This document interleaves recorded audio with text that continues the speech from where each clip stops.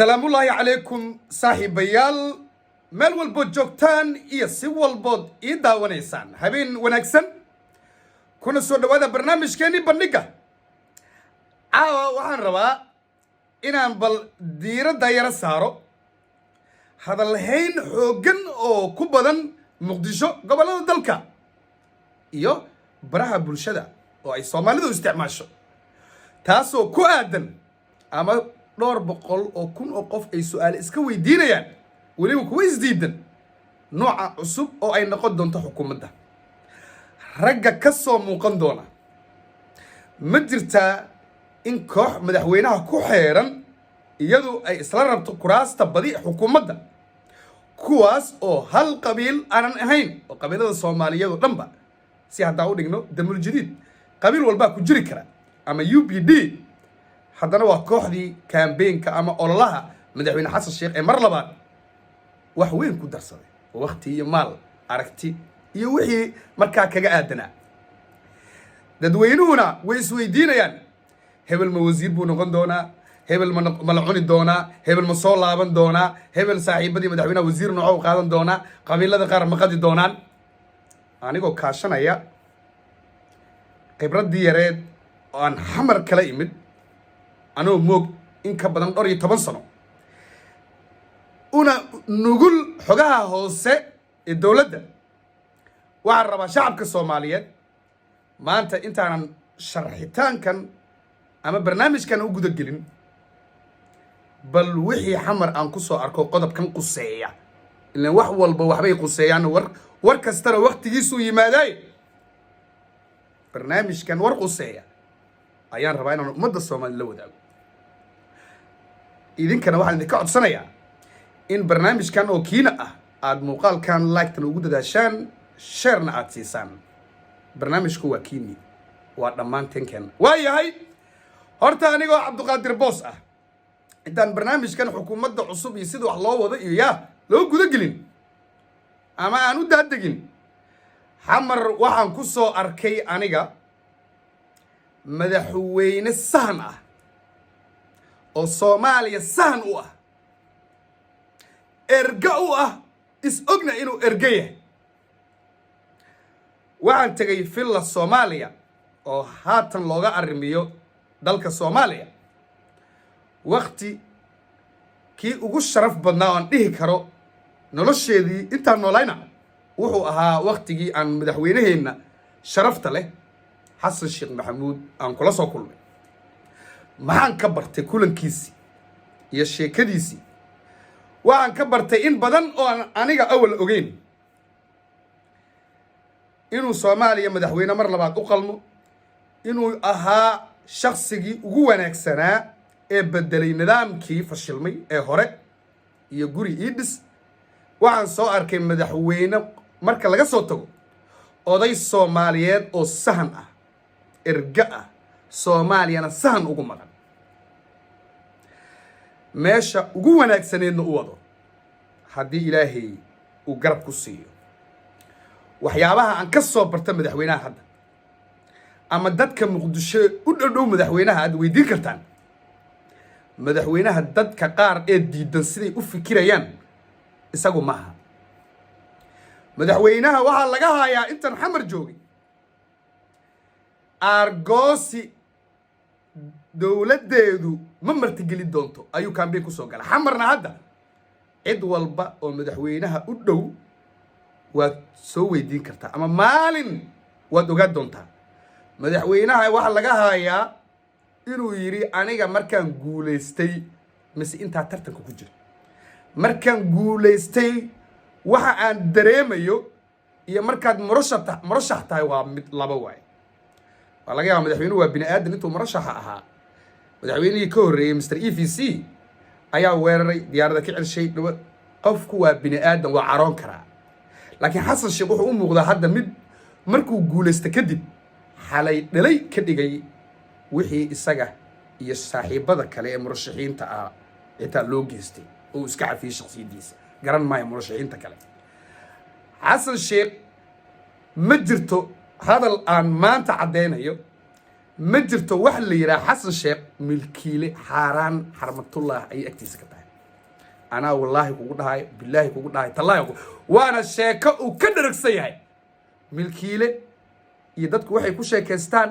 iyo wuxuu isaga isbidaayo xasan iyo milkiile layskuma keeno xasan iyo milkiile isma arki doonaan way jirtay asxaab qaali ah oo kaambeenka ku jirtay oo mar suuqa soo gashatay waxaan nahay milkiilayaal laakiin waxay noqotay markii dambe wax lagu qoslay noqotay hadda xasan markii uu baxay example oo uu safar ku aaday imaaraadka rag badanaa suudad soo xirtay oo taay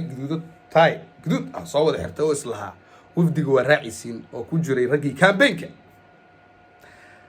laakiin xasan sheekh marka laga reebo mahad salaad inta kale ama kuwa xafiiska warfaafinta iyo media waxa u qaabilsan marka laga tago inta kale ee la socotay oo safarka ku weelinaysa madaxweynaha dhammaantood rag 10 iyo dhowr sano aan siyaasadda soo gelin ahaayeen oo la wacay oo la yiri safarka madaxweynaha ku qorantiin maalinta ahadda xitaa iyaga ma malaysanayn taas waxay ku tusaysaa madaxweynaha oo eriyadiisa villa Soomaaliya suud iyo tay lagu xirto inaanu xasan sheekh ku dhaweynaynin taas oo uu ka doortay Soomaalinimo yaa dalkan wax u tari kara yaa dalkan ka bixi kara ama ka samata bixi kara ilaahay wax samata bixiye dibka uu hadda ku jiro madaxweynuhu ana idii sheegay hal hadda uma arko in ana soo dhisay iyo ana saan yeelay iyo waa soo dhistay waa soo dadaashay laakiin Soomaaliya madaxweynuhu u yahay reer group iyo koox uma aha cid doonaan ama waxay isla noqdaan ama reer kala noqdaan madaxweynuhu waa madaxweyne Soomaali ummadan oo Soomaaliya 12 milyan ayaa eeganaysa intaas waa shakhsiyadda madaxweynaha marka anagoo taas ka dagadagayna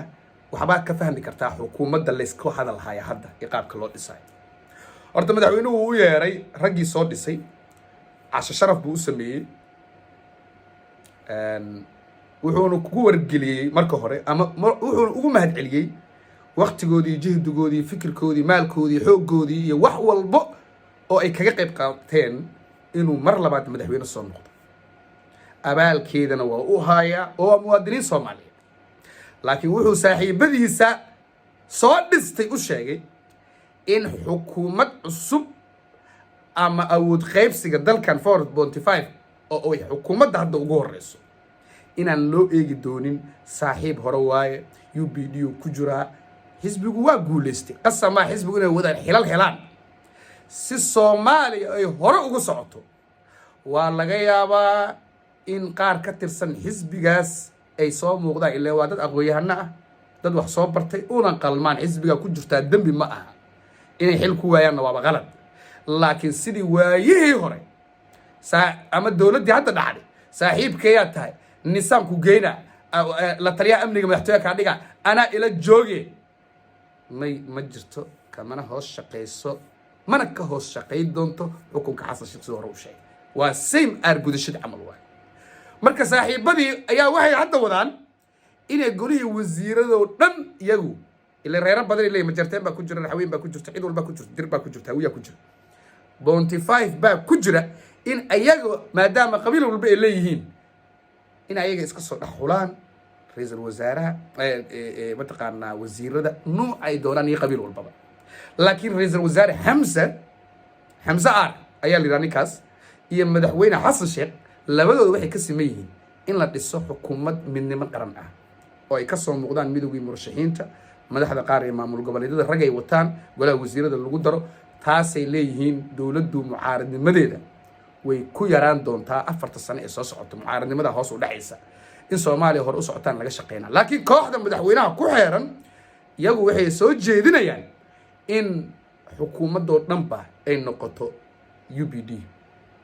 ama Soomaali heshiisa dawladda heshiis la ah waxay ku doodayaan in qabiil walba ay ku jiraan intana laga xusho si xukuumad iyo madaxweynaha ra'iisul wasaare wada shaqeeya si hufan daacadnimo leh oo wada jir ah si loo helo iyagu saas bay xal u arkaan laakiin madaxweynaha iyo ra'iisul wasaaraha waxay leeyihiin war idinkana waad imaan doontaan rag kale oo aan la filayn oo Soomaali aysan filayn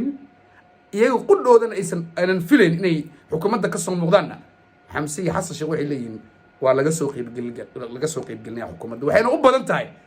in loo hoggaansamo oo la yeelo warka madaxweynaha iyo kan ra'iisul wasaaraha haddii ay dhacdo taas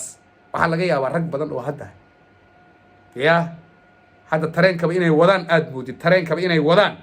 bosteejada xukuumadda inay ku degaan marka madaxweynaha iyo ra-iisul wasaaraha waxaa u taala laba arrin intaas iga gaarsiiye inay raali geliyaan